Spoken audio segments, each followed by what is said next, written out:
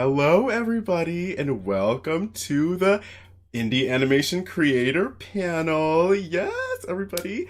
Hello, hello, hello. Today we're joined by some fantabulous creators, if I do say so myself. If you look at the description, everyone's links are in the chat.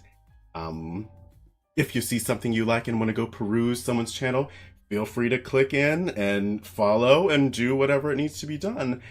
But without further ado, we're gonna get the show started. We're gonna start off doing some introductions of the people's shows.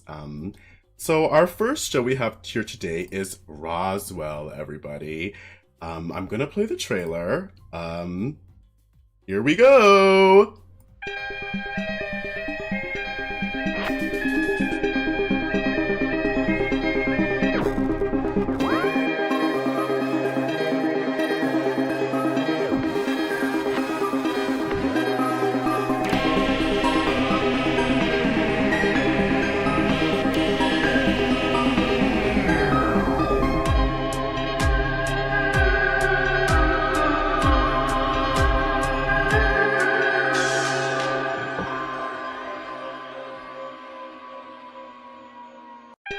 So that was the Roswell trailer, everyone. If the creator of Roswell would like to speak and say a few words about their show, feel free to do so now. Hi, everyone. My name is Derek Porsche. I am the creator and director of Roswell, currently the showrunner. We don't have the budget. We use a lot of different titles here. So a little bit about Roswell. I'll give you the synopsis. In Roswell, New Mexico, grieving teen Josh Brazel, fused by his grandfather's ties to the 1947 UFO crash, obsessively seeks to prove the existence of aliens to his best friends, Leighton and Nisa. Roswell is a horror drama series, a little bit of comedy here and there. It's coming of age, really deals with the ideas of grief and acceptance. Our first, our pilot is currently at 23 minutes, I believe, and like 50 odd seconds. We've got the whole thing storyboarded, voice acted, all the music's composed. We actually just ordered CDs for those. The only thing we have left is the rough final animation, color, compositing. Basically the meat. We've got the crust, but we need the meat. And we actually do have a fundraiser going on right now. We've got about 4%. If you guys want to go check it out, it's on Indiegogo. As long as you look up Roswell Indiegogo, it should pop up straight off the bat. And obviously, you can follow all of our socials, Roswell Official Series on everything other than Twitter. Twitter is Roswell Series. But that's it from me. If you want to move on to the next person, be my guest. Thank you, Roswell. Now, our next stunning, talented creator is Sunnyside Royals of Korra, everyone. We are extraordinary beings. Our precedence is logged within our cores. The magic that courses through our veins gives us an innate evolutionary advantage. It is why only we are fit to govern our nations. Magic is what makes us special. Oh, please, that's ridiculous! Crescenta, we've talked about this. What she's saying is magic is what makes us royal. It's why we're more advanced than mortals. And what makes you so much better than them, River? I mean, look at that backwater sash. What's wrong with it? Enough. Let's... Do you guys really think this itty-bitty rock in my chest is what makes me special? Not my talent? Not my natural charisma? Is magic really the only thing that makes us special? I can literally sing! See? When will you learn, people? Magic is only like a tiny microscopic part of us. Then why are we here? Remember, castle dioramas are expected tomorrow. Tomorrow? What a dork. We are extraordinary beings. That was the Sunnyside Royals of Korra trailer, everybody. Teaser, animatic. If the Sunnyside Royals of Korra people would like to say a few words about their show, feel free to do so now. Okay, well, let's move on to the Sunflower Club, everybody. Our next creator on the show. Here we go. Hi everyone, my name is Sunny. I'm Bud. And I'm Blossom. And welcome! Yay! The Sunflower Club is an aspiring bridge studio helping artists enter the industry. If we're a bridge studio, can I be the troll under the bridge that asks people a bunch of riddles? What is your favorite color? I think we gave Bud too much sugar. Little Wolf is the first project from our co-founder Jen and the Sunflower Club. We've been working on it for a few years now, and there's been a lot of passion and care put into the production. I got to help with writing the script, and I was lead for casting. The Good Work Company is the latest project from the Sunflower Club, created by Pia Haywood. It follows the misadventures of a ragtag group of cyber coworkers. I voice Trojan, a very grumpy and temperamental employee. Life in Hell, created by Michelle McKenna, follows the story of a tired young adult, Pari Patel, who falls into a risky deal with a fae for extra cash. Michelle already has a full animatic pilot with voice acting.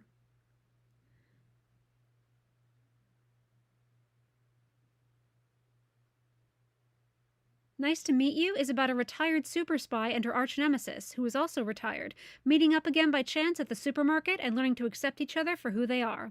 It's created by Knack Whittle, and the previews have been fun to see so far. Antipasto is created by me and is a tale of food, death, mushrooms, and possibly the end of the world. When an ambitious summer camp teen meets a grumpy, ageless Grim Reaper, friendships, fun, and fungi abound. We finished pre-production last year, and now we're working on backgrounds.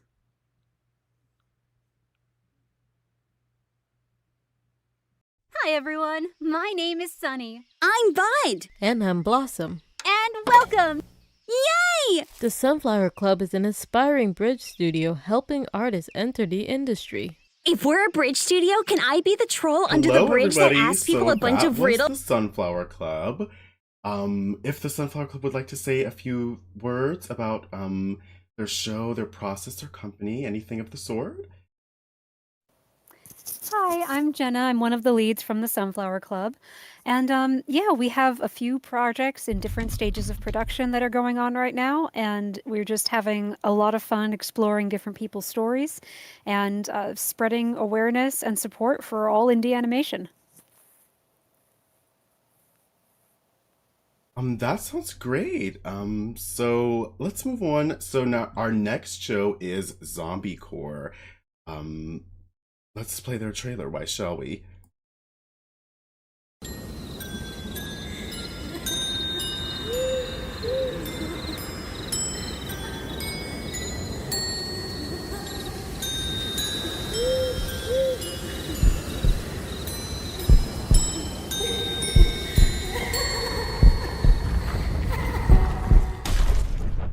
Good morning, Priscilla.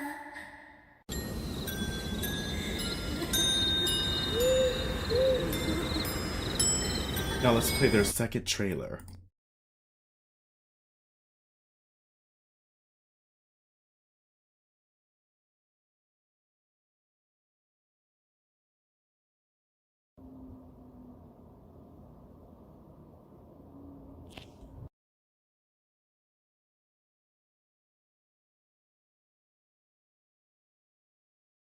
If you'd like to say a few words, if anyone's from Zombie Corps would like to say a few words, you can do so now.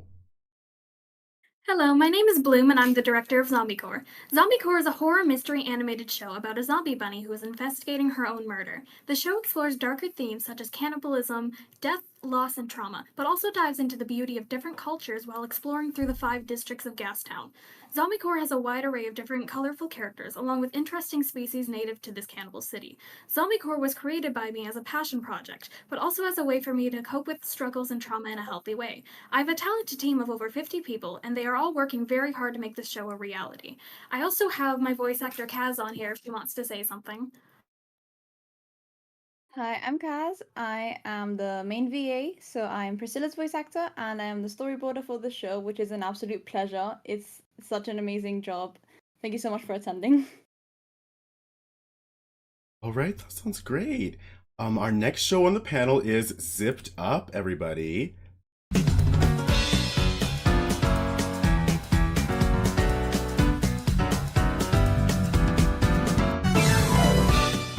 about how hard you punch. It's about doing your best with what you've got. They'll spend a lifetime searching in an infinite number of universes, and when they give up, we'll snatch our zippers. It's a waiting game. Easy as pie. I'm cutting the line. What? No, you are not cutting! I'm literally doing it right now! If any of you find these zipper thieves in the future, you're to bring them to me, where they will be dealt with. Dead or alive.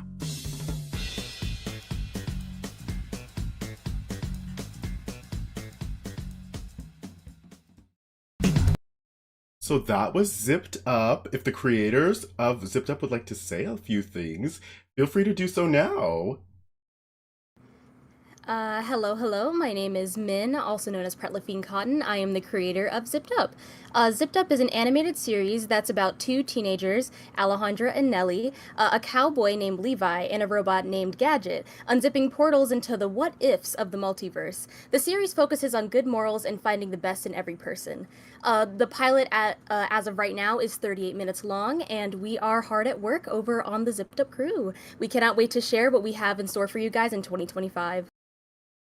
Sounds great. Our next creator is Autistic Mode, so let's give their trailer a watch.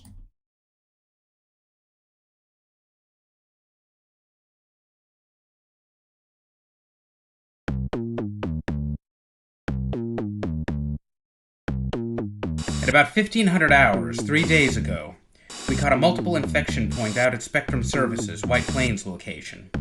5 kids, all deep delta, infected with nightmares. Monsters from the id.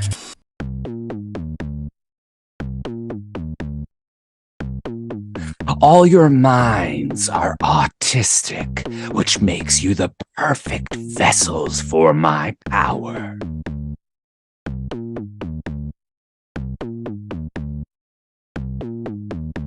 Think I may have been cursed. That would make sense. I've noticed your difficulty with many things other than battle. For you two, fighting is easy. This whole game is easy. Trust me, when your brain is different, you learn how it works. Oh, we have ways of making you scream.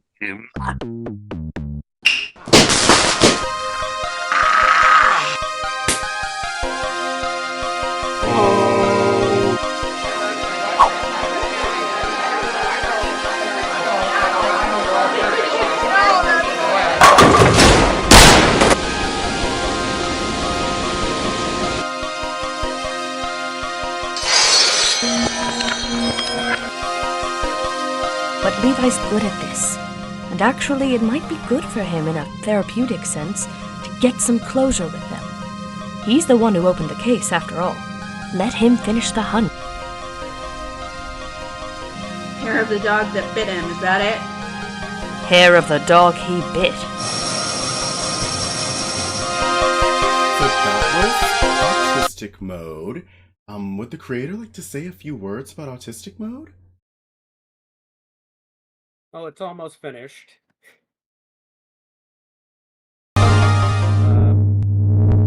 Well, it's almost finished right now, so it's. So, are you on the spectrum too? Are we not playing this out now?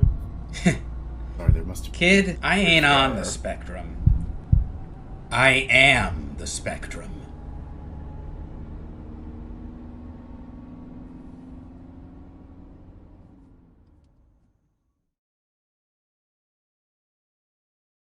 Okay, that's it.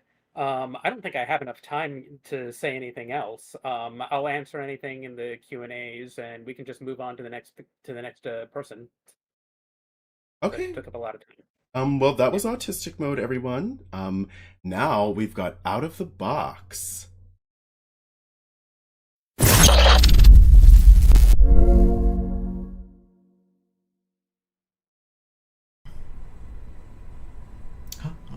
Huh? Oh, whoa, I didn't see you there. Wow, well, this is awkward. You're probably here to listen to some songs from the hit TV show Out of the Box, right? I'm not allowed to do this, but what the heck, I can do this just once. Okay, let's see if this works. Nope, is it this? Oh, nope, how about this? Oh, here we go.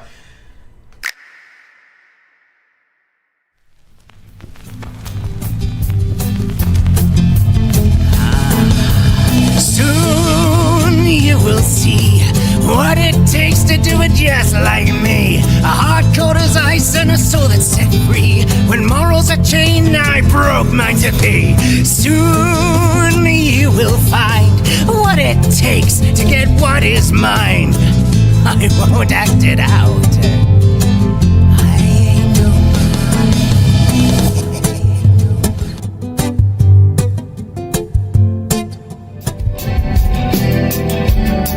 Hi there, I'm Captain Sunny. I'm Captain Sunny with a smile so bright, sailing through the cosmos under stars at night. With my trusty crew and a ship like Leaves, we're chasing stardust, living out our dreams. Oh, a show about space.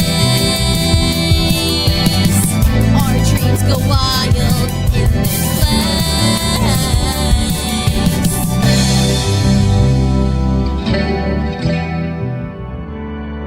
Come on, Pip! I want something real! Something genuine! I feel the wind calling me by my name. Whispers of places I've never been. Stars are shining like a guiding flame. A whole new world beneath my skin. One wants to soar, one wants to find comfort in the known, peace in the shore. Can we find a way to something more?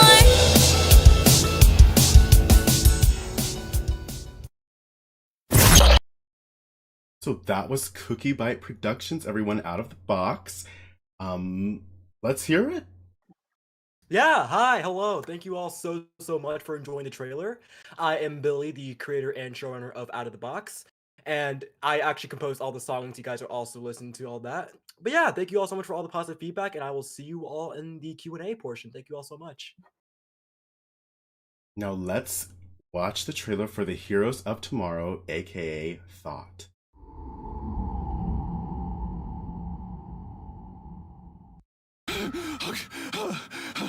I must applaud your effort. Futile as they may be. You organic beings do perplex us, but nevertheless. I'm afraid playtime is over. We've grown very tired of the games. Disgusting parasite. Your kind is nothing but a disease. One that should have been eradicated a long time ago. What the hell are you?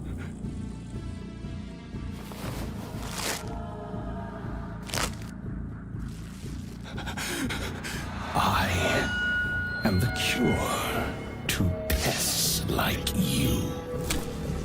Now be a very good lad and say ah. Yes, that's it. Don't fight. Don't fight it. Accept your fate.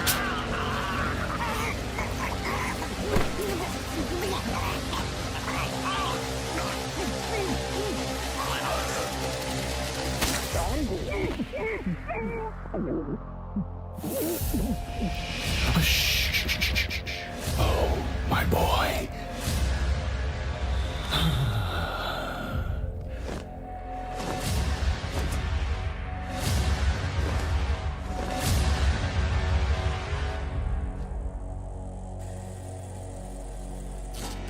You should be honored.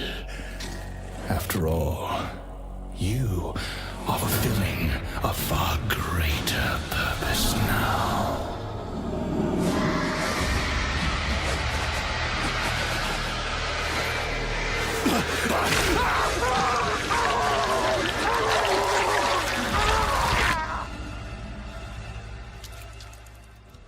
And that was just a sample from our test animatic for The Heroes of Tomorrow. Good evening, everyone. My name is Jax Christensen. I am the director and showrunner of The Heroes of Tomorrow, also known as Thought. Thought is a horror comedy set in a neon cassette futuristic world where body horror monstrosities lurk in the depths and shadows of the world known as Sirawasa. If you like things that are spooky and a little bit raunchy, I highly recommend you join us on our social media to stay up to date with our upcoming pilot, as well as our pre-production going into episode 1, where it's going to get a lot scarier than what we have for our pilot intended. We hope to see you there when our pilot releases. So that was Thought, everyone. If the creator would like to say a few quick words, feel free to now. I'll see you guys at the questions and answers. Okay, our next show up on the roster is My Friend Fabian. We'll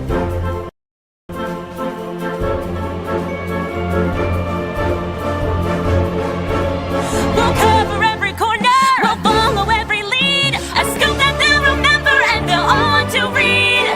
Everything will be alright if we can get the story right. We'll turn up every stone until we get what we need. We'll find you what you're looking for, it's our guarantee that everything will be alright if we can get the story right.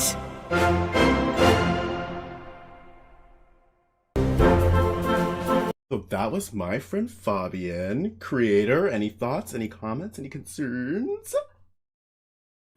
Hi, so my name is Jess. I'm the executive producer on My Friend Fabian. My Friend Fabian is the brainchild of Mason Beauchamp Ramos, aka Swag, who could not be here. But to put it simply, it's the story of Fami Adamus and his friends trying to find their place in school and in his community and in the multiversal musical that is his life. It is an existential ensemble science fantasy musical about loss and ambition and purpose in a collapsing environment, but like in a fun and funny way. And yeah, I love the story and the art direction and the music, and the collaborative aspect has honestly been like my favorite part of working on Fabian. And I think what makes that even more special is that being an indie project gives us the freedom to make creative decisions without the limitations of like a network or a corporation. And I'm going to pass it over to our head writer, Casey, if you would like to say anything. Hello. My name's Kari. I'm the head writer on My Friend Fabian. I want to start by saying thank you to Polaris Media for providing us all with this platform to share our thoughts and our experiences, and really giving us an opportunity to come out here and just see some of our contemporaries. I'm really enjoying this so far. Thank you. That wasn't for me, though. That was for Polaris. But I'm glad I'm doing a good job. Yeah, like Jess said, I mean, our show has grown so much since I joined, I believe, like 3 years ago in 2021. And since then, we've really dived more into the character study side of things, just making sure that we try to treat every character, even ones that used to be supports or like on the side or didn't even exist, as the lead in their own like little story. And I think the end result is going to be something way weirder and wackier and over the top than any of us thought was possible when we started. So I'm really excited for everyone to get a chance to see it. Yes, that sounds fun. Oh, so sorry, I just cut you off a little there. Whoopsies. Oh, no, you're good. So our next show on the roster is Studio Flimbo. We're gonna hear some of it and watch some of their trailers. So here we go. Everyone here knows what they're doing, but I just feel like I'm trying to survive.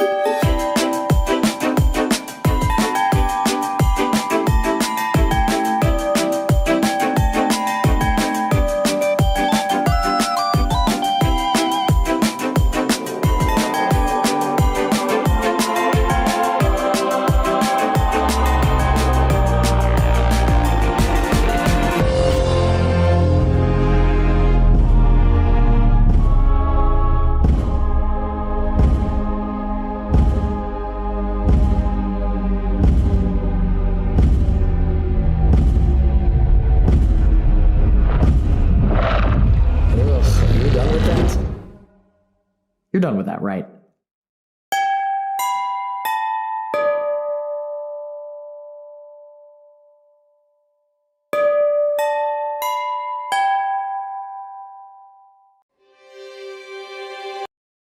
So that was Studio Flimbo. Would we like to hear a few words from Milo here? Hello, everyone. My name is Milo. I am 1/3 of Studio Flimpo, the social media manager, background designer, and location designer. And also, I do the social media. Mandelbrot Hall is a comedy horror, different from Thought. Which is a horror comedy. I think. I don't know. It is about Jackie, who's a spineless art student who braves her first year of art school, and suddenly people, places, and concepts start to vanish completely from reality, with nobody remembering from her. Nobody remembering but her. It is funny. It has given me genuine nightmares. The entire cast and crew is trans except for Weird Al. And I'll leave the rest of it to the Q&A. Thank you so much for hosting the stream. It's been super fun so far. Yes, our final show for the night is Word Here. Hey. If it's okay, I'm gonna speak through the trailer. I made the trailer like exactly 3 minutes, so. Oh, here we go. So introducing Word. This is an action comedy indie series about Word and a cast of heroes and villains all trying to exist or control the mist city of Cableville and beyond. It's a mostly silly, trading-oriented show that doesn't shy away from absurd themes and scenarios, such as launching yourself in space to win a diving contest, or turning yourself into a baby and putting yourself in harm's way to teach your friend heroisms. Word is this guy who shows up, he's like this stranger who shows up one day and immediately starts causing trouble. He's the shonen protagonist, you know. Word takes a lot of inspiration from a lot of shonen anime and many Western cartoons, such as such as Dragon Ball Z, JoJo, Naruto, things like that. It's everything that I love put into one. I've been working on this show. I've been physically making it for 5 years now, and I've got like 14 episodes out already. I originally made this series to just on a whim, just to test out my abilities, and I've been working on it since. So as you see, there's like varying quality in the clips. You can go from like this to like a previous early episode. It's because I've genuinely just working on it the entire time, and it's been a joy, and it's my little passion project that I always make. I'm pretty much making it all by myself. Occasionally I'll have a guest artist or two, but I would love to collaborate more, and I would love some critique and stuff like that. I'm very open to various things of the nature. Yeah, it's basically just an action comedy. Each episode takes place in Cableville, the Mist City. Occasionally, the gang will travel to other dimensions, stuff of that nature. Take on new heroes and challenges and villains. We've got like a giant buff bird that's bent on revenge. We've got a computer virus turned real who tries to take over the city. We've got this gang leader of a gang of treasure hunting ninjas, Spectre, and then of course we got a time-stopping mobster named Shifty Sal.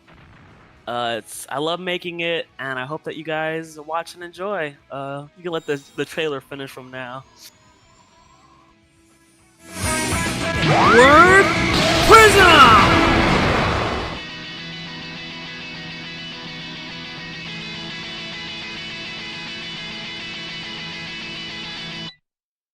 Who would ever sit around and watch cartoons on the internet? Okay, so that was our introduction portion of the night, everybody. Now we're going to get into the conversation with all these talented indie creators.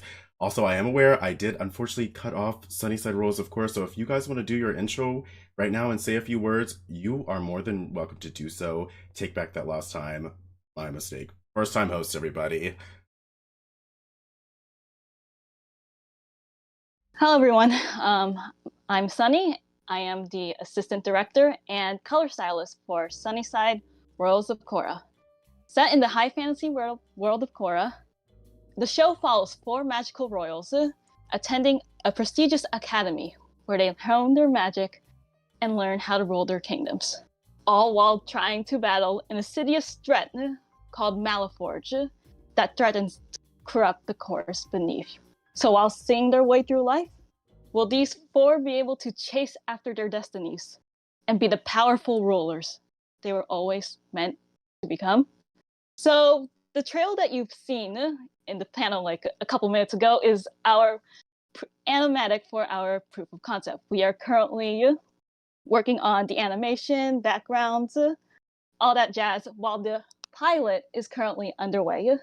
And so for that in mind, I'll leave the rest to the Q&A, and I would like to thank Polaris Media for this opportunity. Yes, of course, everyone. It's our honor to bring together indie animation creators. So for this conversational portion, everyone can unmute and answer the questions as they see fit. To the viewers, we'll be drawing in the background on our draw whiteboard thingy to give you something to look at while we talk. This will be a 30-minute portion of the thing before we begin closing out. Not closing out, before we begin the Q&A portion in which you guys, the viewers, get to ask your questions. So viewers, prepare yourself, prepare some questions in mind that you want to see from these creators. It can be general questions or just questions for a specific creator, but just get them in your head now. So without further ado, let's get into the discussion question. So first question number one, everybody, every creator, what inspired you all to start working on your current animation project? And should we start from left to right like we did with the trailers? Yeah, start from left to right and then just get into a conversational vibe. So yeah. Okay. Yeah, 100%. Yeah. Start from left to right. All right. Well, guys, Derek here once again. I know everybody loves me, you know. So how I got into this with indie animation, I have always wanted to do my own show. You know, Roswell was a comic back in the day. It was a webcomic on Instagram. And, you know, it was fun, it was cool, but I was making it almost entirely by myself, other than with Yarrow on here.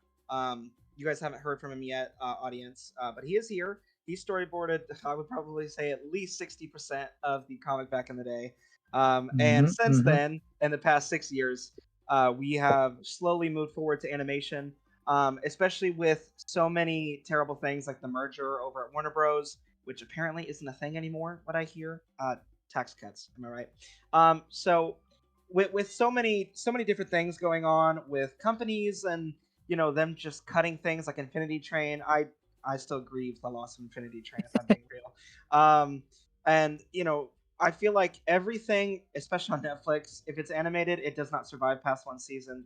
And, you know, I feel like it's really just time for creators to create. You know, they just go back to what art was meant to be, and art is meant to be shared. It's not meant to be primarily profited off of. So yeah, that's why I got into indie animation and kind of what inspired me overall to kind of overcome the corporate ideas. Okay, nice, Jarek and Roswell. Anyone else have some thoughts? I do have a thought before we move on. Maybe I'm freaking out, but I don't believe we can see any of the drawings on the stream, by the way. Yeah. Technical difficulties. It seems that the stream is focused on a specific spot, and everyone's drawing outside of that spot. So, I'm gonna figure it out where it is. And no, don't change your drawings. But just keep talking while I figure this out, everybody. Yeah. Drawing until we anyone find else? it.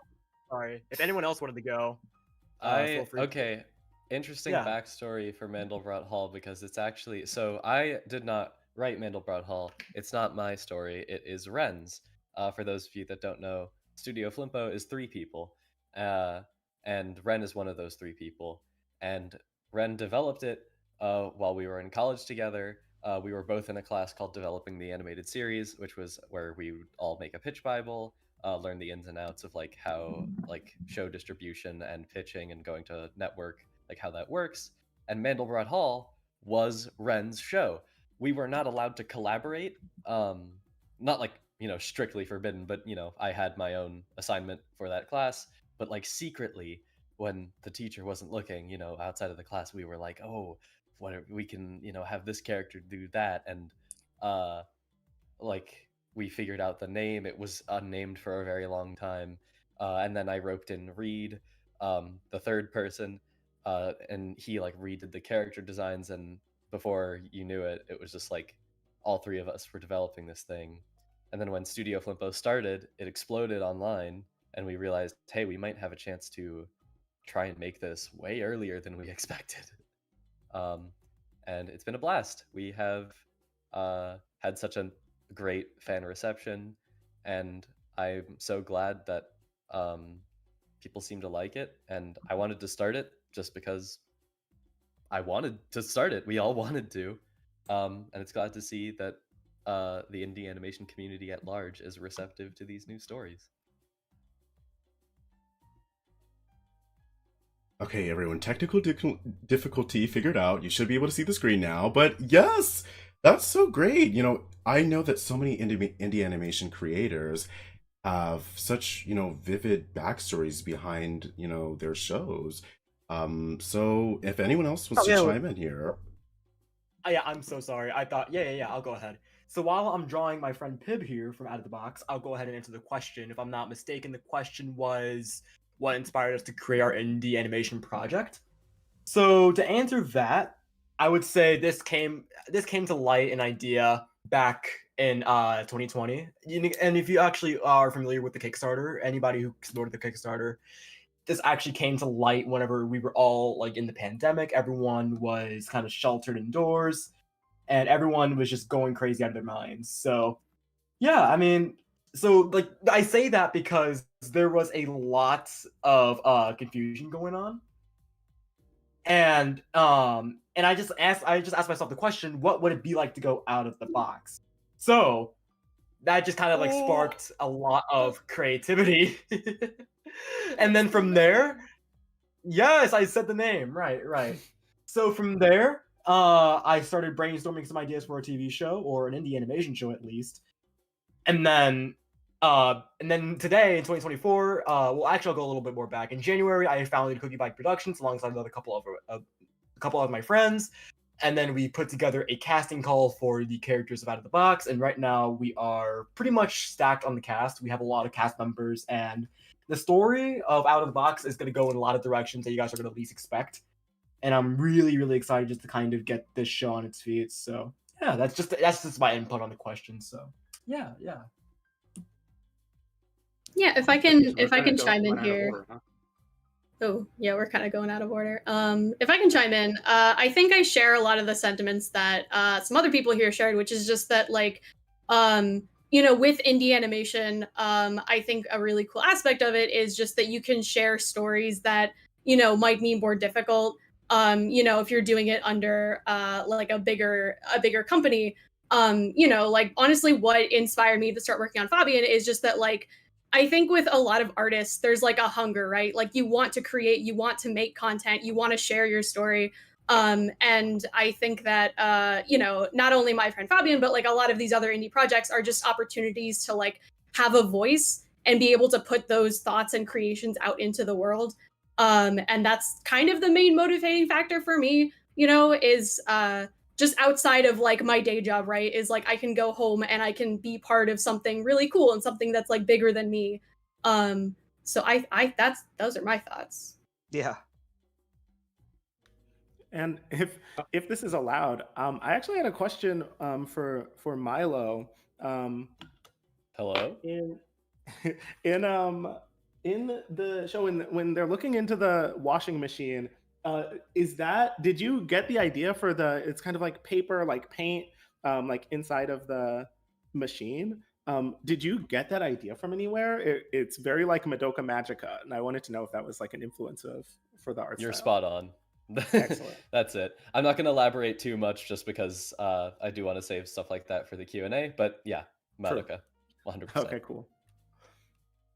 I guess I'll go next. Oh. Someone say something? No. You already got your words out first, so you go. Okay. So what inspired me most to create Zipped Up? So, Growing up, I always loved watching cartoons. I loved shows like Wander Over Yonder, My Little Pony, and Chowder. Throughout my childhood, I used to record little like videos with my toys and make my own little shows. So it wasn't until I got older that I started to conceptualize a show of my own. It wasn't until my junior year of high school, for my AP exam, I started conceptualizing the characters for Zipped Up. And that concept had been in my head since around, I'd say, like 2020. It wasn't until late 2023 that I began making content for it with my best friend Bryn, aka Burratello. She's here. um, and in December of 2023, we began producing the official pilot for Zipped Up. It's been such a fun ride, and I genuinely cannot wait to inspire so many people with this pilot. So much love and just love for art has gone into it, so I really just can't wait. I'm so excited.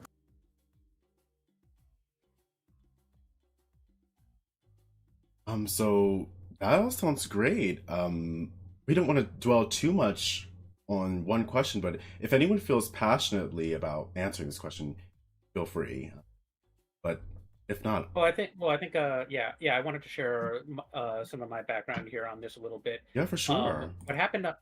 What happened on Autistic Mode was a bunch of us had already come together on another project, on another indie project, a couple like a year or two ago. We were all brought together. Some of us to be storyboard artists, some of us to be background artists or animators, what have you. The project fell through for any number of reasons. First of which being the person who organized it didn't actually have any money. So after that happened, we just kind of commiserated in the Discord together, and we learned that about 90% of us working on it, or at least on the roles of people who were on the Discord, a lot of us were on the autism spectrum. So when I heard that, I thought to myself, wait a minute, we're all on the autism spectrum. We can get a grant. We can get grant money for that. So I applied to one through my local arts council, Arts Westchester, and we wound up getting a pretty good little grant from them through the NEA. And the whole idea for the project here was to do something like Robot Carnival or the Animatrix, an anthology movie based on animatics. Animatics because that's about as much as one person could do on their own for this kind of time span and for the kind of stipend level of money that we would be getting once you split the money up between everybody. And also because we've seen so many animatics being pushed around and thrown around online, and most of the people here have been sharing animatics and everything. And I really like the idea of trying to turn that into a medium of its own, because it's something that one person can do or a small team can do. It can be a new form of limited animation in some cases, and like in my case, for my portion on Autistic Mode, I kind of pushed it a little further than that maybe, but like the idea there is to showcase something that each one of them is like the work of one person. One person is interpreting the open-ended theme of autism to basically be whatever they want. One person did like a JRPG style adventure. One person did a kind of Yogi Bear era inspired musical. One person did like a very kind of personal music video, which I really loved. And I wound up doing for mine like a sci-fi detective story, Dreamcatchers, that goes on for 72 minutes. So I don't even know what to consider that at that point.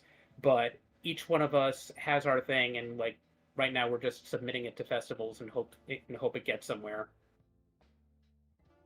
That's very powerful. Yeah. 72 minutes is that's insane. Yeah, that's awesome. Though.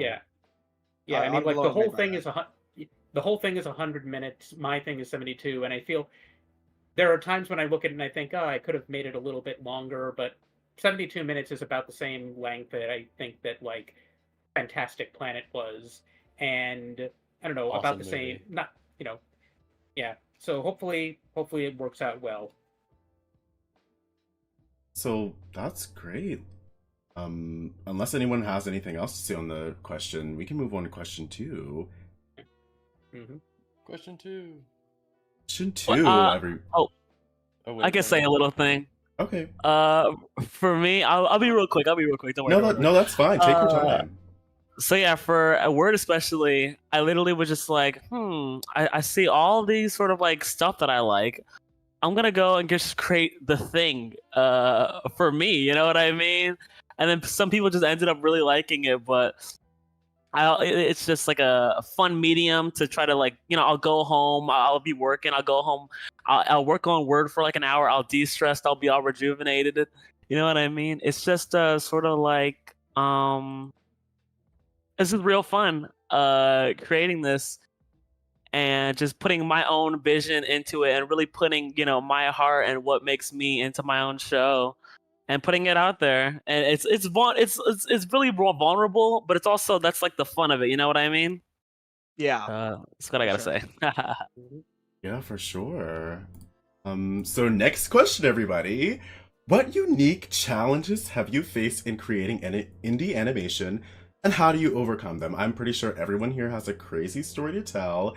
But let's let some of the people that didn't get the chance to speak last time, get the spotlight here.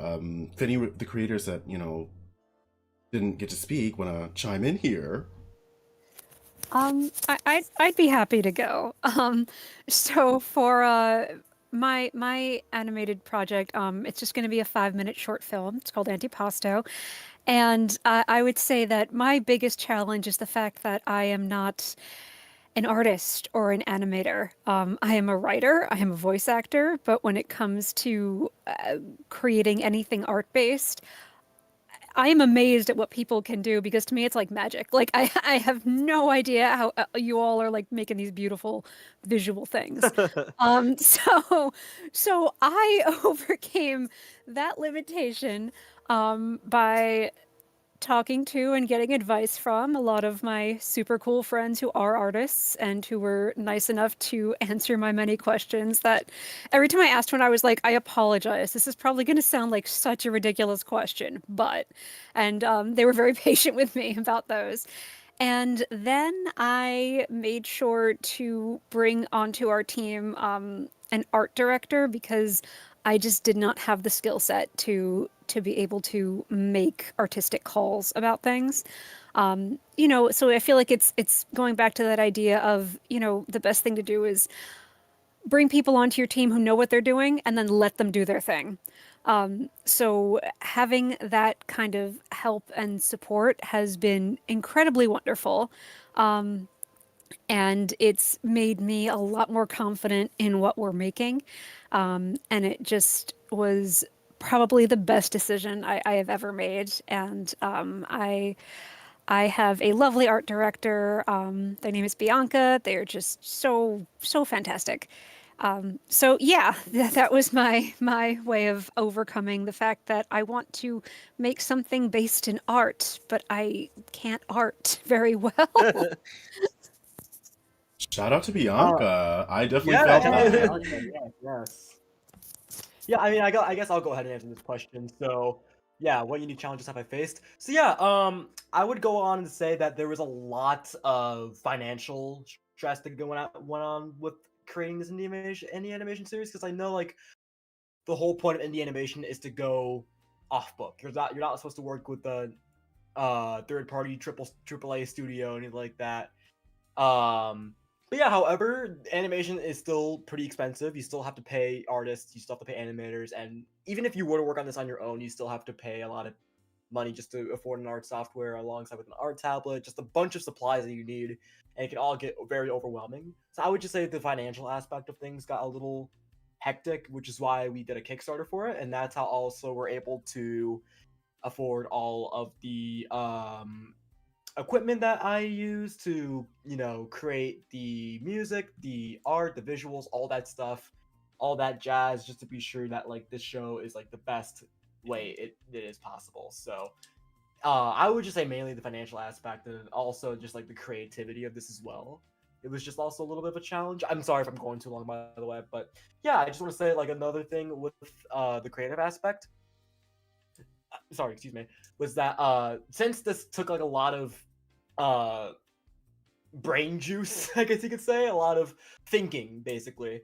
It took a lot of imagination to come up with the show. So yeah, I mean, I would just say those are just like the main two things I've struggled with in coming up with the show. So yeah.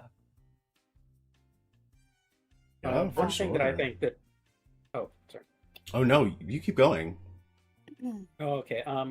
One thing that I think that bears thinking about when doing any kind of like indie animation is you're going to have to try and do everything on an iterative process, just because that's the best way that you can possibly work in order to make sure that you save everything that you've done, because your software is going to crash a lot. If you're working on your own, if you're working from basically one tablet or one desktop unit or something like that, every time you render is going to be a roll of the dice. You're going to want to make your room an ice box with an air conditioner or something before you start rendering. You're going to want to make sure that you're rendering things only like in minute bunches and then cutting it all together or something like that, because like I was working from like Storyboard Pro and starting off with like chunks of like 6 minutes at a time.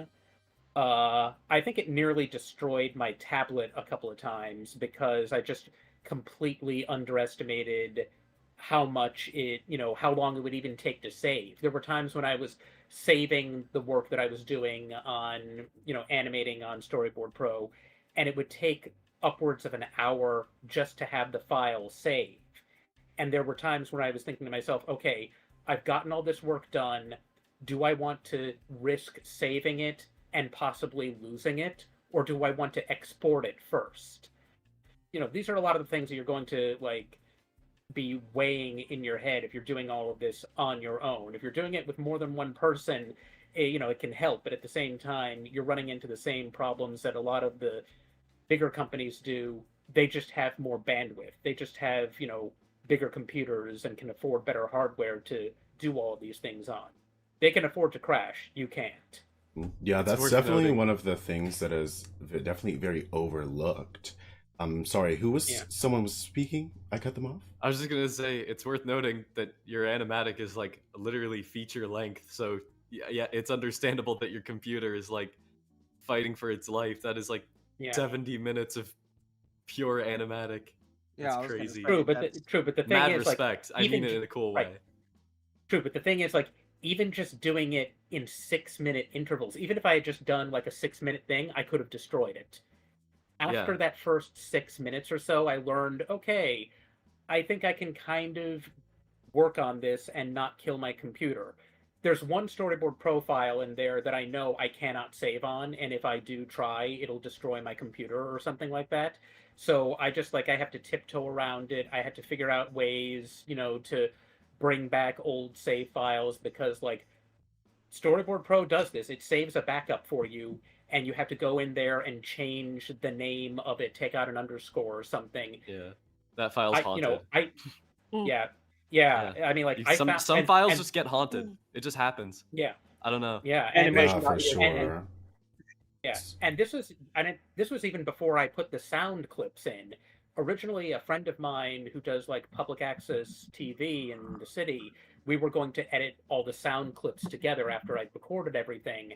But it was turning out to take a lot longer than I thought it would. So I realized, okay, I'm just going to have to do this myself on the computer. And in doing that, I knew that I was basically going to be doubling the file size of everything. So that's when it really became interesting. So Yeah, for make sure sure. you're, make sure you're doing it like 3 minutes tops. Then Storyboard Pro gets antsy. Yeah. So, would anyone else like to tune in? Like, I know we've all probably had our fair share of challenges. This is a very quick and unique challenge, and I swear it may come off as a brag, but believe me, it was not very fun for a lot of the time. But we got 13,000 auditions for voice actors, and we had to listen to every single Oh, one. I know that exact Oh, feeling. Trust me. yep. Yo, 100%. I can chime in right here. We had like over 100 auditions, and I'm just telling you, that's a nightmare to go through as someone that's only 13,000. Yeah, that's outrageous though. Oh my god. Yeah, we had like 10,000 or something, and Yeah. I was listening to them primarily alone. Sometimes I would bug the rest of Polaris and be like, "Hey, listen to this," But you also have to weed out a lot of people because a lot of people would just do it with like their phones or something, and they'd have like a fan in the background, and it's like I heard someone record it while they were going on a walk outside. Yeah, I have seen a lot of I'm that. like, girl, you can wait. It's fine. Especially because like in the post, and this is a pet peeve of mine. I might sound a little insensitive here, but when you're doing like a post, like a call for post for like actors or artists, and when it's like the email's right here, send your demo reels. They're like, where do we send it to? And I'm like, well, it's in the graphic and in Never underestimate the human inability to follow basic directions. I was gonna say that too. There's a lot of that, unfortunately. Yeah, it's our email is filled. We had to like make an auto response being like, please don't send us an email. Right. Send us an email. I think someone has to stream on on their thing. Oh no. Yeah, someone has to stream on the background. Bloom, you're having reverb. There we go. I want to speak on that a little bit too. Especially for me, you'll get like a bunch of like auditions, but the problem is they'll be like really, really good.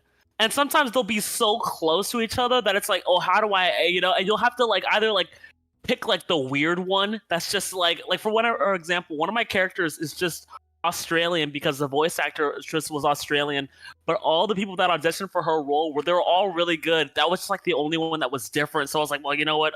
I don't know what to pick. Australian. Okay, let's go. And it's just really stuff funny. Like that. It's really silly, but it's awesome. I want to speak to this a little bit.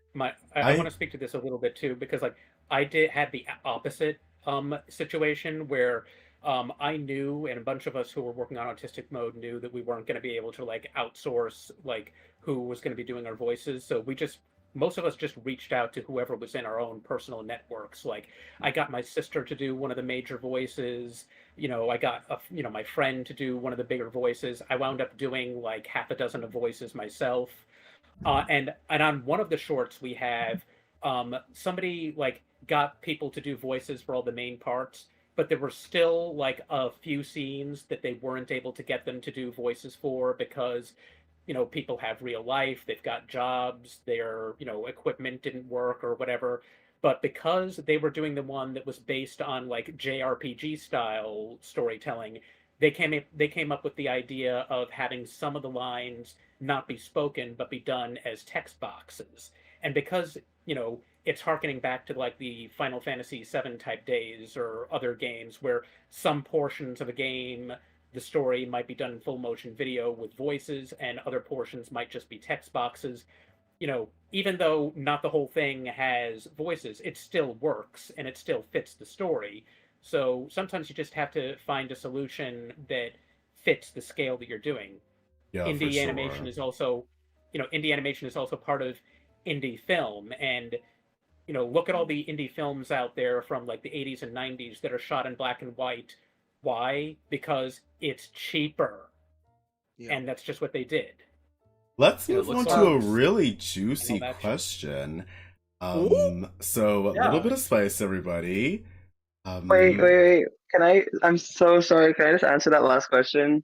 Yeah. But then we're really gonna have to move on, everyone. We have harped on this one. Okay, that is so fair.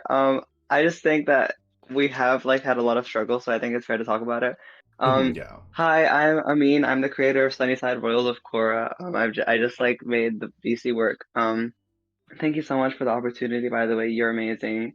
I just wanted to say, like, yeah, so one of the struggles that we had was, I guess we've been around for a while, and at one point we thought that like we were at a place where we could crowdfund. Because I guess like last year and like recently in the animation sphere, you look around and you you might think that like it is going to be really simple and really easy to crowdfund a project, especially if it's something like super ambitious. So I guess like we went into it with a lot of optimism and faith, and it didn't work out nearly like even like close to what we thought it was going to be like. Even though there was promotion involved, we did do a lot. I guess like it was just difficult coming to terms with the fact that like we had put so much effort into this campaign as a cast and crew, and that's how it turned out.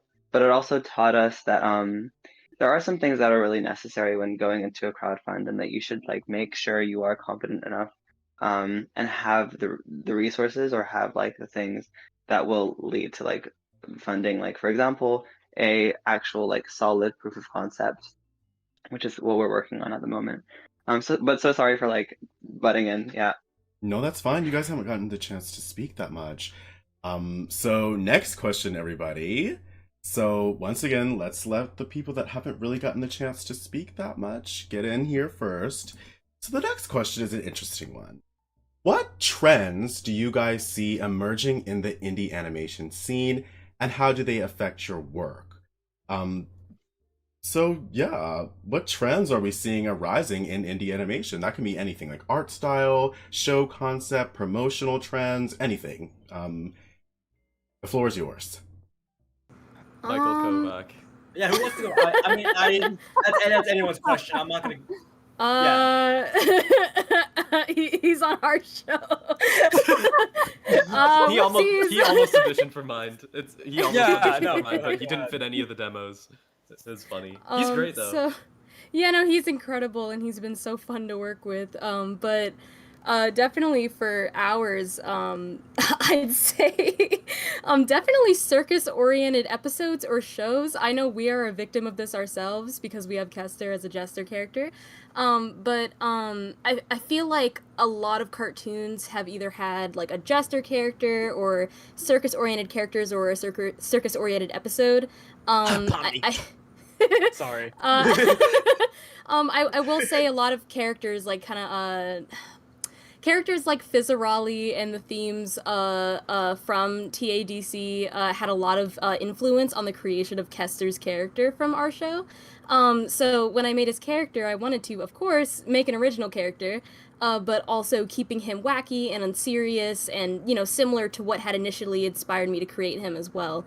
Although personality-wise, he isn't as similar as the characters he's based off of, you can definitely see the inspirations that that inspired him.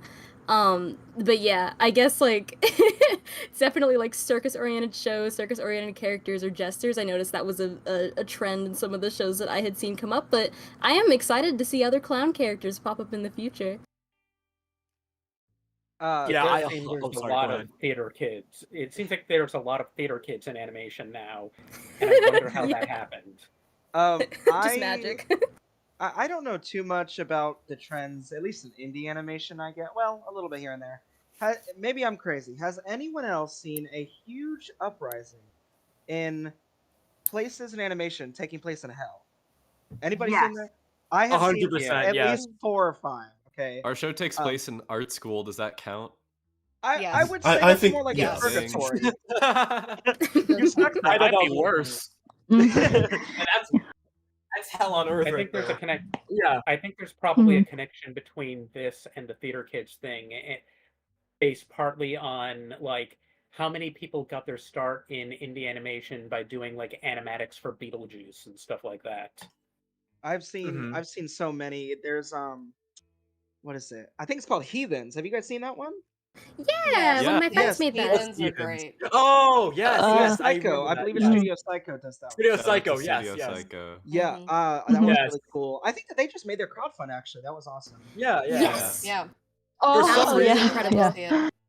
For some reason, whenever you said Heathens, my mind immediately went to Heathers, like from the musical. I don't know why.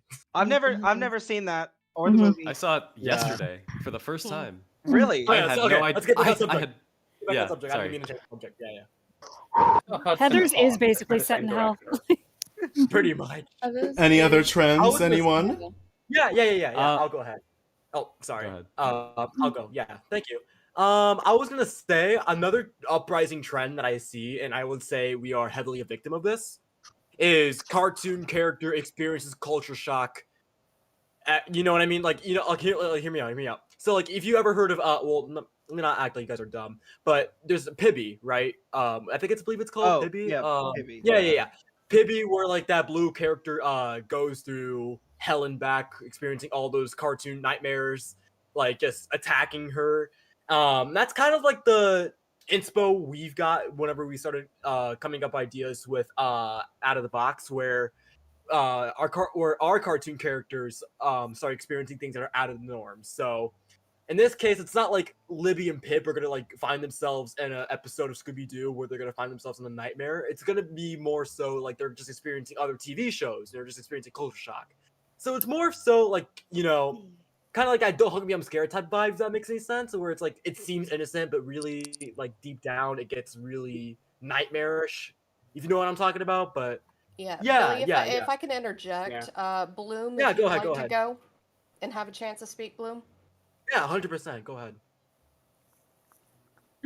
So for on the trend thing, I've seen a lot Mhm. of indie animation be like adult animation. Because I feel like a big part of this is because we can't really be canceled, I'd say, because there's a lot of like restrictions in Did we run out of corporate Seneca? animation. Has somebody dropped out? Huh? No, she's speaking. It's fine. Yeah. Oh, I can't hear anything. Maybe that's leave on and you. rejoin. We can hear. Hey, Bloom, sorry. Keep going. It's nothing. It's no. No, feel free to keep speaking. You were saying Yeah, no, go we ahead, can't we can't be canceled, really? Is that what you were saying? Yeah, with adult animation. Yeah. Bloom, I think you're muted. I have to go soon. Oh, okay. Okay. Well, That's okay. Yeah. Feel free Well, thank you to. so much for that insight, Bloom. I did really appreciate it, and I loved hearing what you had to say. Yeah, me too. Yeah, I thank was you so much for sharing. Yeah, Mhm. yeah. Thank you so much, Bloom. We enjoy your presence here. Thank you so much. Yeah. Bye-bye. Yeah. Um, I think we're good to move on to the next question. If I you mean, everyone else is guys want to follow and support Zombie Core, their links are in the description, of course. Thank you so much, Yes. Bloom. I guess we'll move on to the next question here. Sorry, we're skipping over several because ran over. So here's a pipe dream question to everyone. Okay. If you could collaborate with any artist or creator, anyone you could possibly think of, who would it be and why? Ooh. I have a really good answer for this question, but I'll let someone else talk first. Yes, I think we should I do that. I feel like the person I'd like to work with the most is the person I'd be intimidated to work with the most, and that would probably be Peter Chung, the guy who created Eon Flux. wow. He's somebody who like I grew up on Eon Flux. I loved it, and it kind of breaks my heart that we haven't seen that much from him afterwards. But like, if I was ever able to do like Dreamcatcher's my part of Autistic Mode at a studio or something, I would feel very safe with him being involved in it or something like that, because he's worked on it, a little bit of everything. He's worked, he did Eon Flux, Liquid Television, he did commercials, he did Raw. He knows how to do a bunch of things.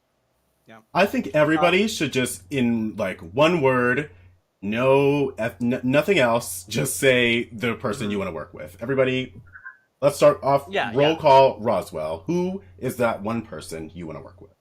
Okay, everybody, Rebecca Sugar and Alex Hirsch. Okay, there you go. There's Yes. my two. Sunnyside Royals of Korra. Rebecca Sugar as well. Mm-hmm. We all love Rebecca Sugar here. Sunflower Club. Andy Stevenson, and also the Hooney staff with Ashley and Dave and Michael. Ooh, yes. Zombie Core, Kaz. Bloom says that we would love to work with Michael Kovac. Personally, I would Oh. love Yeah! More Michael support. Yes. Yes, we love you, Michael. Love you, Michael. Michael. How about Zipped Up? Gotta say, either Weird Al or Saber Spark. Ooh, I okay. think you might have a connection in here. DM us. Autistic Mode already went. Out of the Box. Ooh, either Michael Cusack or Zach Hadel, the creators of Smiling Friends, for sure. Oh, that would be so Oh, good. that's good. Yes, yes. Thought? I have joked about this, but I'm kind of like dead serious. I would love to work with Danny DeVito. Yes. I did not joke about that. Say for real. Yeah. Danny, if you're out there, reach out. Oh no, we have we've made a joke that it would be great if we could just like reach out to Danny DeVito and he becomes like our sugar mama, to where he supports all of us. Yeah. But we each have to give him a role, and it could be a big role, small role, but like who would he be? And he would be like our sexy robot's mom. So yeah. It's always sunny in Philadelphia scenario. Yeah, that's perfect. My friend Fabian, who's your dream collab? I want to work with Studio Trigger. Okay, yes, yes. Studio Flimpo? Probably either S.S. Rajamouli, the director of RRR, or the Daniels, the directors of Everything Everywhere All at Once. Oh, I love Maximum. Oh, I love Maximum. You ate that. What the hell is minimalism? Word here. Probably Brian Lee O'Malley, creator of Scott Based. Pilgrim. I feel like we could do something crazy and nuts, something wild. So that's my pick. I know Yarrow's over there freaking out. Yes, big fans of Brian over here. So Yeah, for sure. Shout out to Brian. So our We gotta go back last to this. question for the Q&A portion before we move on to our Q&A. Audience Oh, Q&A. yeah. Whoops. Everyone. First time host, everyone. Our last question for the conversational era of the panel. Everyone get your questions ready. Since we did run over in this panel, we're only going to have just a few minutes to do a few Q&As, so already get your questions ready. So the last question I have is, what advice, and everyone, I'm talking one sentence here, everyone just give off one sentence. What advice would you give to aspiring indie animation creators just starting out? You need more fucking money. Yes, Kickstarter all the way. You need so much more money than you could possibly. Right. Whatever you think the budget is, you're wrong. Yeah. Go to your mom, go to your dad, go to your grandma, get money. Open a credit card. That is my best advice for you. Don't worry about the fees on it. Worry about it later. That's for future you to worry. Okay, everyone, this is not good advice. Let's not listen to that advice now. Everyone follow. You wanted good advice. With how it goes. Okay. Look up your local. Okay. I have the local art councils. Yeah. Look up All your right, I got local the art councils for grants. Get a grant. Yeah. Sunnyside Royals of trying. Cora, what's you Girl, guys' I'm one trying. sentence? Take and consider criticism. Oh yeah, that's definitely a big part of indie animation for sure. Sunflower Club? Start small and be willing to go slow. Mm-hmm. Yeah, you got Like, you have like to don't pace yourself. overwhelm yourself trying to dive into, an hour-long thing. It's okay. Begin with a comic. Begin with a short. It's gonna all happen eventually, but at least you will have your sanity. For sure. If I can branch off of that, please start with a comic before you try to jump into animation. Literally. Please. Yeah. Because you will have more of a following, like Lackadaisy, and then Yep. you're going to have people follow you, and they'll be more willing to hand money over for crowdfunding. Otherwise, when you try to do it from the ground up, it is really, really difficult. So please start with something smaller. Yeah, I don't want to break the fourth wall here. I know I'm the host, everyone, but a lot of anime and manga, a lot of anime comes from manga, you know what I mean? So they already have that kind of Shonen Jump, manga appeal for sure. Yep. Zombie Core Cast, if you want to say so, like one sentence of advice for any aspiring peoples. So we would like to say that communication is key. If you don't talk to each other, everything goes down. If you don't have a solid foundation, no one can do their work. So communication is the best thing you can do. Mm-hmm. Yeah. Oh yeah, that's a good one. That is a good one. Yeah. Absolutely. Innovate. Zipped Up? My best advice to anyone who's starting out or wants to make their own show is to be what you want people to take inspiration from and lead a healthy community of artists and creatives. You ate that That's for key. sure. That is That's key. key. Community. You should put that on your gravestone. I will, trust. Your obituary is just indie animation advice. Autistic Mode. One sentence of advice for any aspiring indie animators. Finish what you start. Oh, okay. Oh, that's like a threat. True. that is a threat. Everyone, do it. It is a threat. I thought the big corporates got What it. you started. How about out of the box? One sentence of advice for any aspiring indie animator. Yeah, of course. My one word of advice, one sentence of advice is never be afraid to go out of the box. I knew And you were going to say that. And I knew you were going to Yeah, no, seriously. Okay, yeah, hear me out. Just always be willing to go, the extra mile, and always just be sure to, just embrace yourself creatively and artistically. So yeah. Yeah, you ate that. Thank for you. Sure. Yeah. Don't be afraid to think outside of the box. Thought? Any thoughts? Okay, see, I Jerry saves wild sound effects. I'm sorry, what? I said thought. Any thoughts?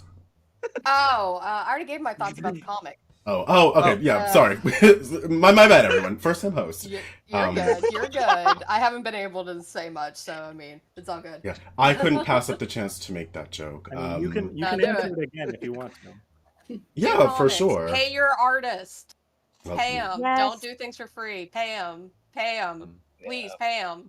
Very There you go. important. That definitely goes hand in hand with the you need money How much thing. for you or your And please pay people on time. Like if you say yeah. you're gonna pay, please, like I get stuff happens, but Here we go, the credit card thing. I keep telling you guys. No. Don't do credit card. Don't do credit card. no, that's a slippery slope. Listen, if you guys, everyone in chat, if you guys can give me the last 4 of your social, I will get you a Capital One link right now. Okay, let's move on. Don't feel ashamed if you have to go get a normal by not creative job. I'm an accountant. Oh yeah. It's not fun. Well, then but you I know all do it about for a my credit art. card. No, I'm no credit cards. Okay, dear. Enough with No this credit credit card thing. Yeah. That's a really good point, Thought. Oh God. That's a really good point, Jax, from Thought. Oh God. No one clip that, please. Do it and send it to It'll be a meme by tomorrow. me. Okay, my friend Fabian. One sentence of advice. Yeah. Jess, did you have anything to say? I did have something to say. There's two of us. Can we give two advices? For sure, I don't know. yeah. I don't know if you had anything. So my thing is that just because you know how to create content does not mean you know how to run a production. Learn how to do that. Learn how a pipeline works. Learn how to manage people. Because just because you can make something cool doesn't mean that you should, bring a bunch of people on board and then not know what to do with all of that, and then the whole thing falls apart. I've seen that happen more than once.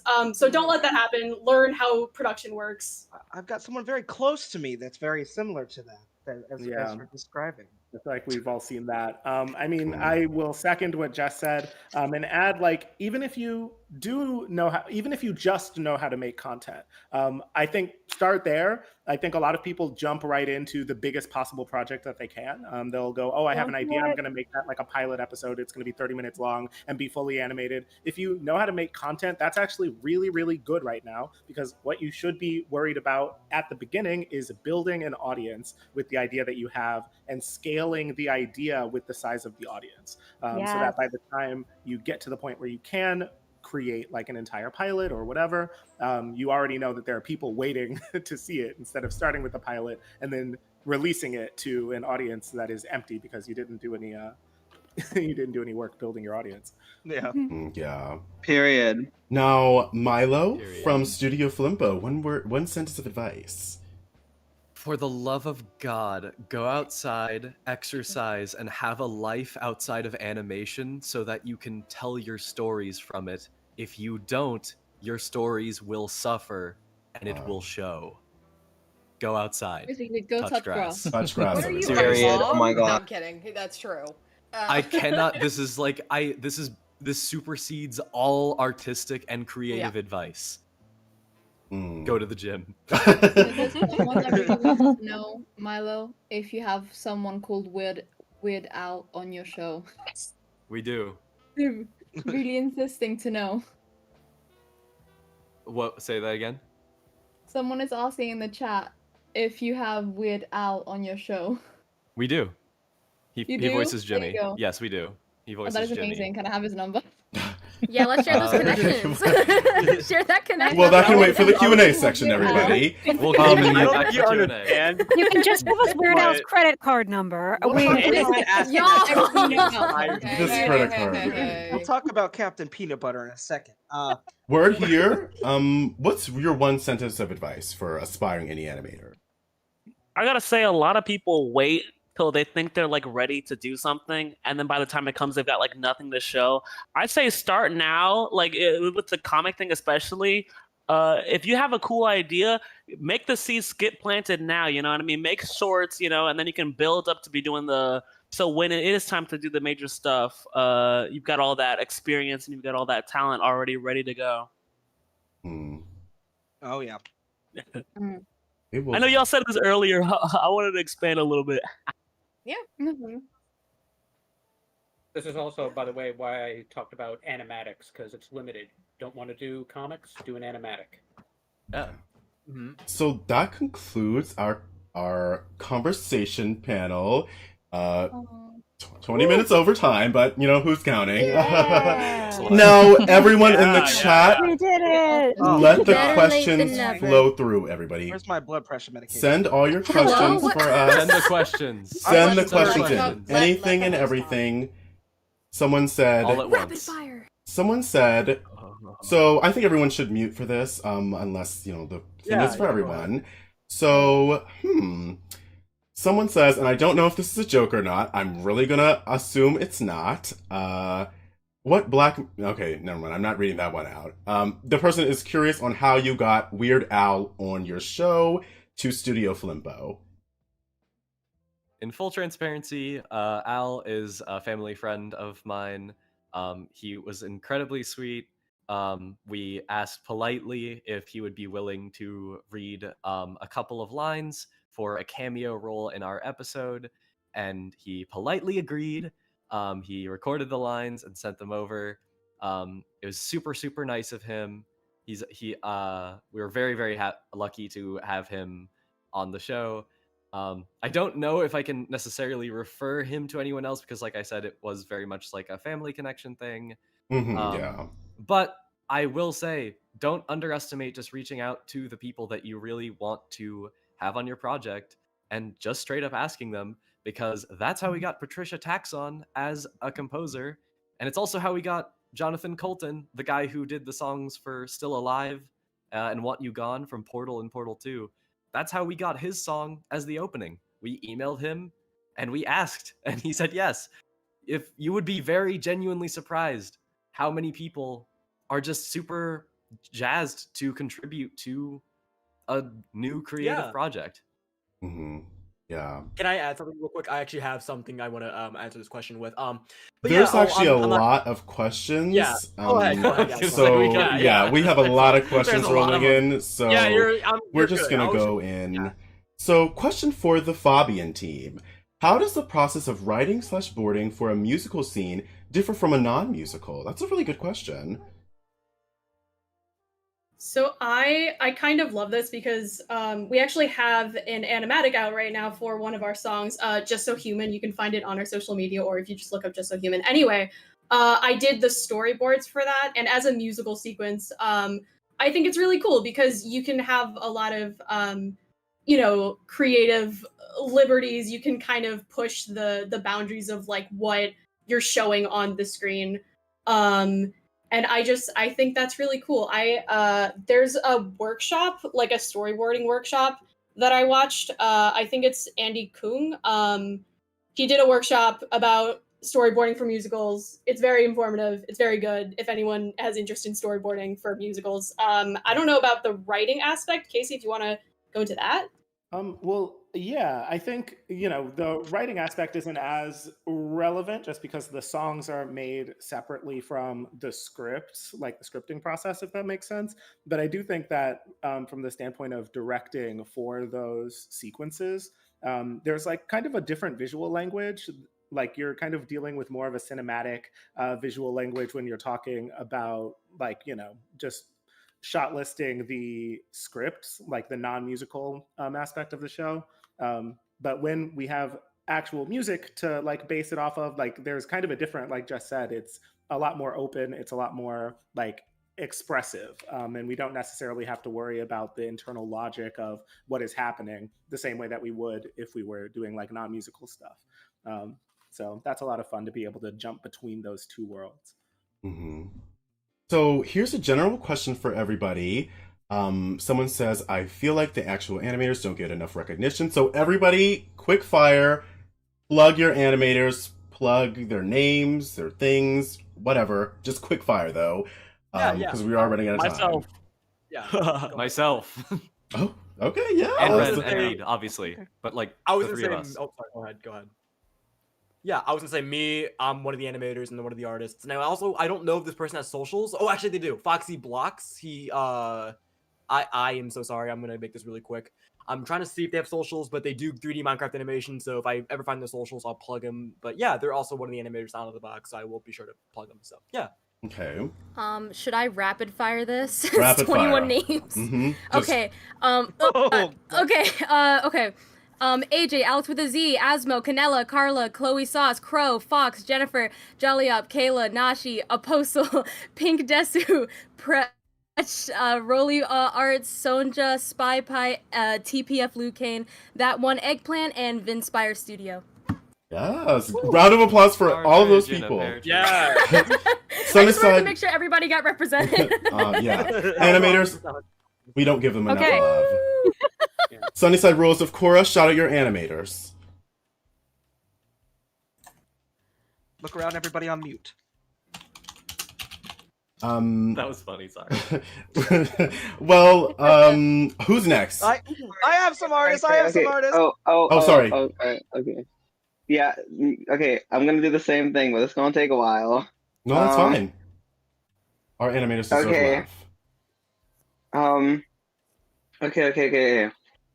Amon, Caterworm, Michelle Diz, Mick Asriel, KC, Yemi, Anna, Blue Bolt, Dillwaters, Luminous Flare, Anju, Robin, Sabrina Boykin, Kara, Carl from Las Vegas, Casey and Fizzy, Grayton, Jay Dreamer, Jazzy Fiona, Lil Lady, Lily Kokireg, Micah Boyd, Mikasa, Mystical, Nix, Bolduke, Petronella, Pilar, JF, Pink, Remy Not a Game, Sam, Slug, Ananya, Siroxy, Sunny, Dewdrops, Tarlia, Timmy, and Toestones. Shout out to all those people. Honestly, I probably should have rethought that question. We do not have time to read all those names out. But everyone, bless your animation spirit. If you're in the chat, feel free to send your animators' names in the chat. Next question, though. Sorry, I just want to say we always credit our artists in our social media posts. So if you ever see something cool, their tag is usually in the post, which yeah. Great. I think that was Sunflower Club that said that, Zipped Up that said that, and Thought that said that. So everyone, be aware their artists are tagged boots. So next question. Another question. Sorry for any storyboarders. Sorry.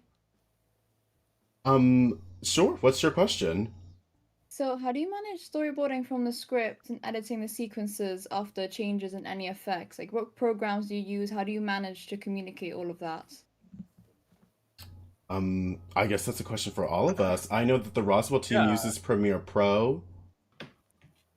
We use Toon Boom. Oh, whoa! Sorry, so sorry. That was crazy. We did the same thing. Right? We also Oh my god, use same Toon brain. Boom and we also use Toon Boom and Storyboard Pro.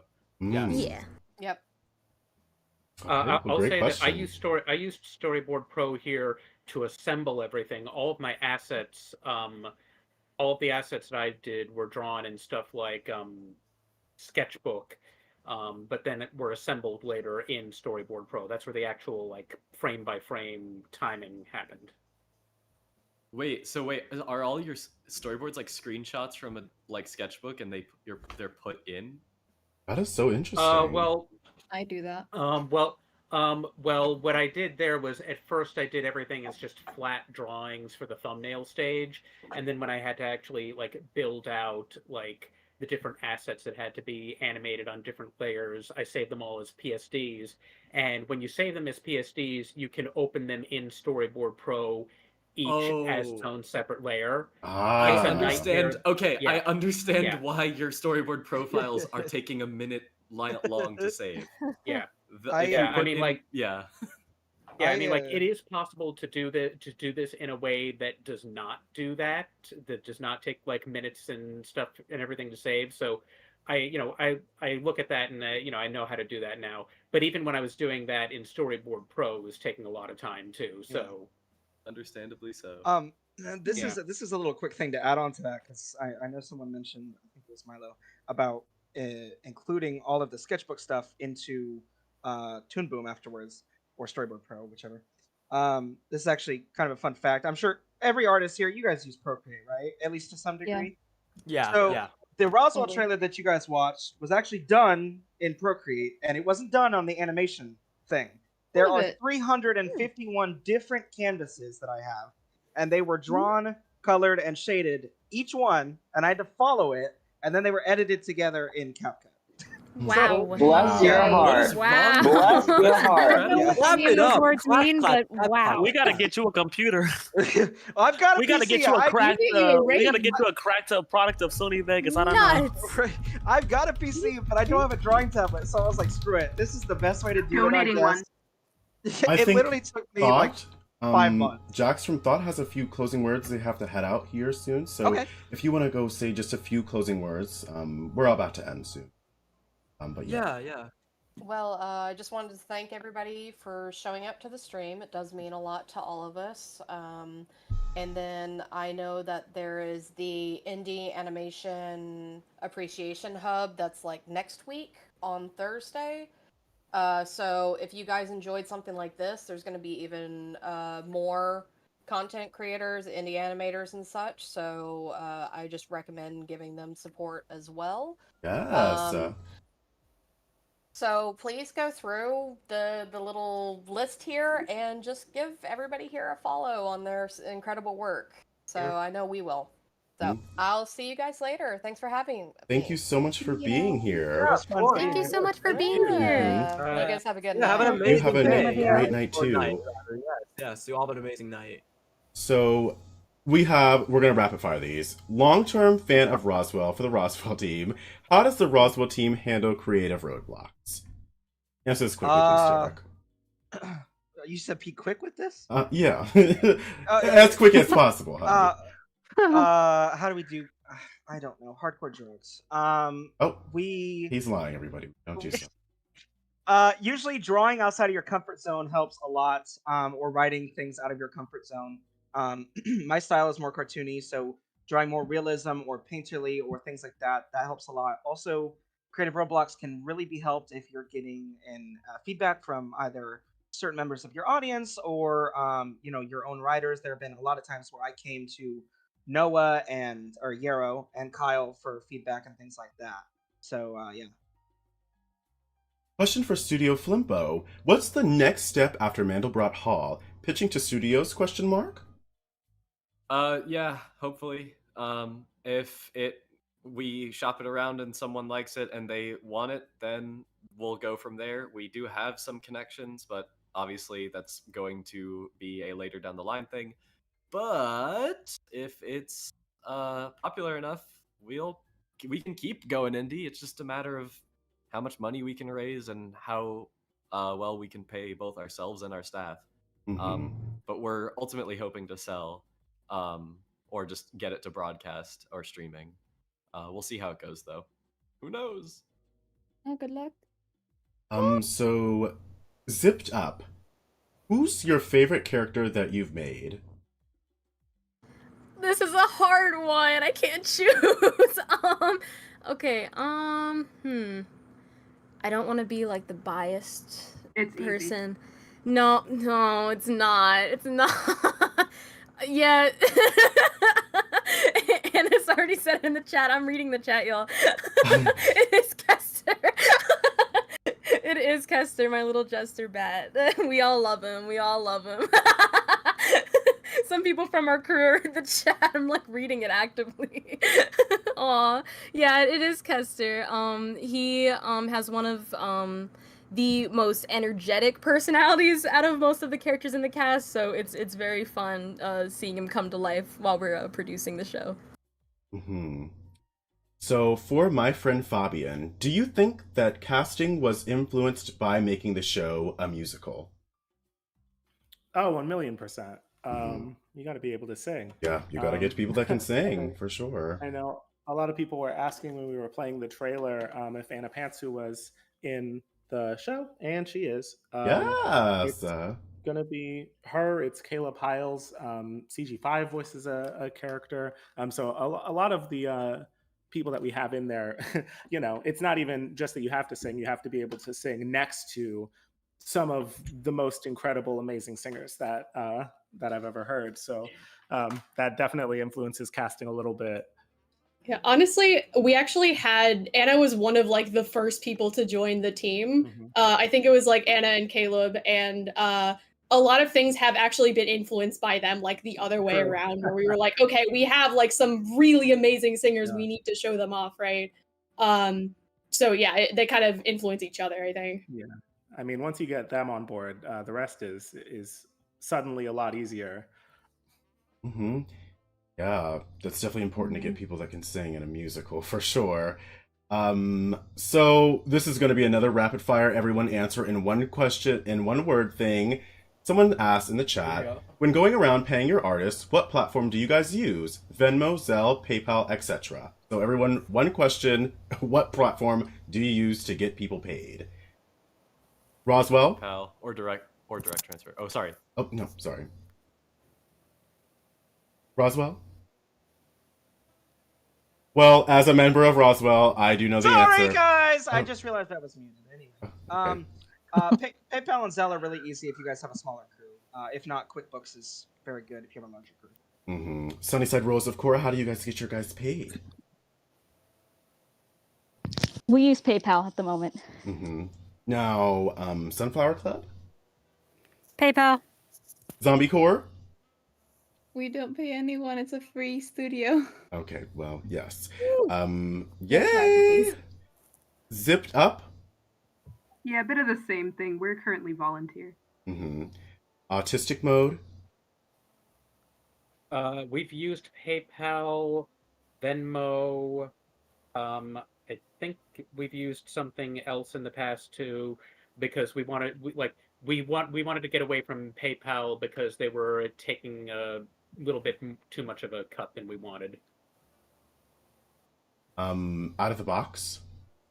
We use PayPal, pretty much anything, like PayPal, Venmo, Cash App, you name it. Because I'm all jack of all trades here. So yeah. Thought? Oh, well, they left. Never mind, everyone. Follow them. Links in the chat. My friend Fabian. Rip to Thought. Yeah, no, if you got it, we got it. You know, carrier pigeon, wire transfer. We'll make it work. We are also volunteer projects. Milo? Just want to throw that out there. That was not the mute button. Most of the people working for our studio is just us or people that we've hired as contractors. So it's usually direct transfer, and if not that, then PayPal. So word here. Well, they. Yeah, it's mainly just me. Yeah, I was about to say. Yeah. Okay. Well, that's all the questions we have for today's panel. I guess we're gonna close us out here. Okay, cool. So, everyone, give your final thoughts of indie animation, anything that you want to promote. I'm gonna play the trailers of everyone that's talking again. And then we're gonna head out here. Once again, everyone's links are in the chat if you guys want to support all these wonderful people. So yeah, who wants to go first? Roswell? Yeah, I Yeah. wouldn't mind Okay. We're going going in first. order. Okay. Yep. All right. So the main thing here while you play this, this is more as Polaris Media as a whole. You know, me, Zach, Kyle, and Noah. Noah is in here. Yarrow, whatever, same name. So we have something cooking up. This is kind of we wanted to use this stream as kind of like a test, see if people were interested in something like this. But Roswell is obviously our first project. But we are looking into a second project under Polaris Media, and it is called Morally Omnipotent. And Yarrow is the lead here for it. I believe Kyle does have a couple of graphics to show on the screen. Kyle, if you don't mind pulling up. And Really putting me on the spot here. Keep talking while I get that plugged in. Okay. Wonderful weather we're having. It's, Okay, everyone. Graphic on the screen, everybody, of upcoming series by Yarrow Goblin, Morally Omnipotent. If you could give us a quick synopsis here before we move on. Yeah, go ahead. Sure. So yeah, Morally Omnipotent is created by me. It's kind of a fantasy adventure drama, which follows Mo, who is the deity child of Mother Nature and Father Time. They're kind of very curious, very bubbly, and the series kind of follows them as they begrudgingly take on the role of Father Time. And along the way, they befriend Ella, who is the nerdy human girl who is into history. And the show follows them as they kind of embark on time traveling adventures, kind of very episodic, all while Mo learns what it means to have morals and to be human. So yeah, very excited about that. If you're big fans of Star versus the Forces of Evil or Steven Universe, yeah, kind of in that same vein. I think what makes the show kind of stand out a little bit more is its colorful cast of characters, and yeah, we're very, very excited to kind of bring you guys more news about that as it comes out. So, hope you guys are excited as well. Yay! More indie animation. Sunnyside Royals of Korra. If you guys would like to share some closing thoughts, links to chat, links to plug, anything of the sort. Yeah, well, you can totally follow us on everything. Like, I feel like you should just like make sure your finger gravitates towards all the links, like YouTube, TikTok, everything. Just stay tuned. Keep updated on the proof of concept and our eventual Kickstarter or whatever we decide to do. And also, please support everyone on this panel because they're all so talented and they're all absolutely incredible and amazing. And I'm blushed. Studio. Yeah. Sorry, were you still talking? I'm so sorry. No, that was it. That was it.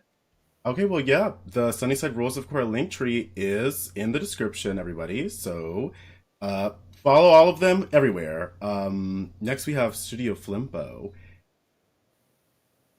Wait, I believe you. Wait, I'm so sorry. I didn't mean to cut you off. I gotta head out. I just. Wait, what were you saying? Oh, so I'm so sorry. Yeah, go ahead.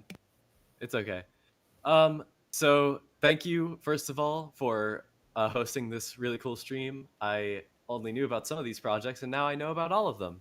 And that's really cool. All I have to say is there's 5 days left on the Mandelbrot Hall campaign. We are funded, but it's the last time this merch is going to be available. And it's pretty cool merch. There's fun trading cards and lanyards and prints and charms and stuff. It's great. It's cool. So if you want to do that, check it out. If not, no worries. Just follow all of us at Studio Flimpo on pretty much all the socials, except Facebook. Hey, we have Facebook. Yeah, wait Yes, a minute. everyone, Facebook. Dun, dun, dun. Thank you, Milo from Studio Flimpo. Bye-bye. Links in the chat. Bye. So next we have the Sunflower Club. Hey, you can follow the Sunflower Club on most socials, I think, except Facebook as well. At Sunflower Club or at the Sunflower Club, and we'll share all about our projects and new merch and new Indie Animation Day updates. And if you are in the New York City area next month, we will actually have a booth at FlameCon the weekend of August 17th and 18th. It's a great little convention with a lot of focus on queer creators and stories. So, come and buy your support indie animation merch and help support us. We're doing our best.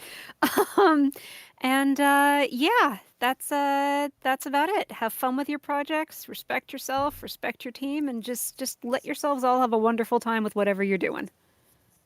Yep, links in the chat. Zombie Core.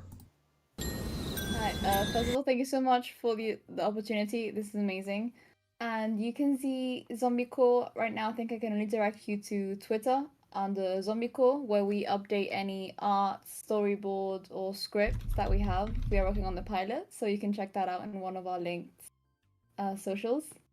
Mm-hmm. Thank you so much for this. Yeah, of course. Zipped Up.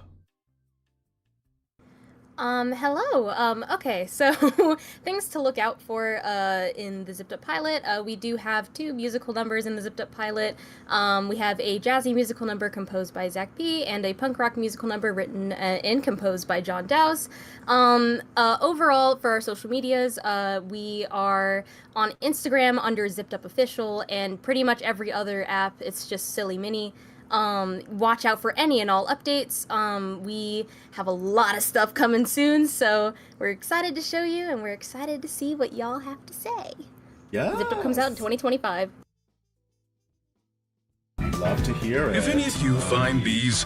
Oops. Autistic Mode. Okay, easiest thing to do is to look at our link tree. We're a link tree at / Autistic Mode, and you can find all the links for all the different creators on that. I'm going to share a link in the chat of a longer preview for my segment. It's like an 8-minute stretch of Dreamcatchers if you want to check that out. Beyond that, hopefully you'll see us in some festivals. I don't know what else to say. Mm-hmm. Yes, we can't wait to see you guys in these festivals. Yeah. Out of the box. Hi, hello. I actually do have to go in about a minute or so, so I'm gonna make this pretty quick. You can find all of us on Cookie Bite Productions, or just Cookie Bite Prod for short, on Twitter, YouTube, and that's pretty much it, and Instagram as well. We don't have Facebook, we don't have MySpace, don't have LinkedIn. No, but for real though, yeah. So we're pretty much on like the basic socials and all that stuff, all that jazz. We also have a website. You can find us on cookiebiteprod.com. And we even have a merch site, which you can go find on that website as there as well. I'll actually put the link in the chat once I get out of here. But yeah, we have a website and we also have merch, stuff like that. So if you want to get out of the box with us, just feel free to support us. And other than that, we'll get out of. I'm out of here. Thank you all so much for everything. Thank you so much for being here. Oh my god. Of course. Thank you all so much. I love you all, and I thank you all. Yeah, just best of luck on everyone's adventures. Yeah. Mm-hmm. Best of luck to you too. Thank you. My friend Fabian. Oh, did you guys just go or? No. Okay, sorry. I'm thinking of someone else then. Sorry. Wow. Your other friend, not Fabian. Oops, everyone, my bad. I'm being told to shout out all of our socials. We should be Lonely Bros Tunes on everything except for Facebook. So that's Instagram, Twitter, the YouTube. That's Lonely Bros Tunes, BROS Tunes. I just want to thank you all again for coming out. It's great to see so many indie projects being made. They all look incredible. I think we all had a really fun time here. So thanks again to Polaris for inviting us all. Thank you so much for being here, all of you, seriously. Now, and finally, last but not least, Word here. Do you have anything to shout out, promote, anything to say? I got a couple of things cooking. Everyone, Word is out now. Yes! We got 14 something episodes with 2 specials and a couple extra other stuff.